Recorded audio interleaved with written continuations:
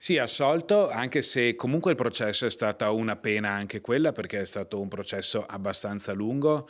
Ha visto il ministro doversi recare per tanti giorni, tante volte alle udienze a Palermo, distogliendolo dal suo lavoro e portando anche i mezzi di informazione al dibattito politico ad occuparsi di quello che poi si è verificato essere un nulla di fatto. Quindi tanto tempo perso, tanta paura presa, ma noi eravamo sicuri che Matteo Salvini era nel giusto. Diciamo che era probabilmente l'unico politico in Italia che rischiava di andare in galera per aver fatto quello che i cittadini gli avevano chiesto e quindi noi siamo vicini a lui anche perché comunque oltre che un politico è un uomo, è un padre, anche lui è una persona che ha vissuto questo processo, ma come tanti altri cittadini e su questo dovremmo riflettere sulla lungaggine della magistratura, dei processi che ti tengono in ballo magari per mesi, per anni e poi solo dopo tanto si scopre che eri innocente.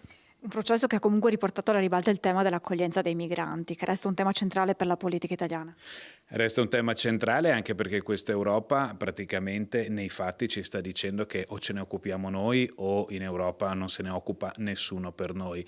All'epoca di Matteo Salvini, ministro dell'Interno, avevamo meno persone sbarcate e questo è un buon dato, ma soprattutto meno morti in mare. È stato toccato il record negativo e quindi positivo di persone affogate nel Mediterraneo e di questo noi veramente ci onoriamo.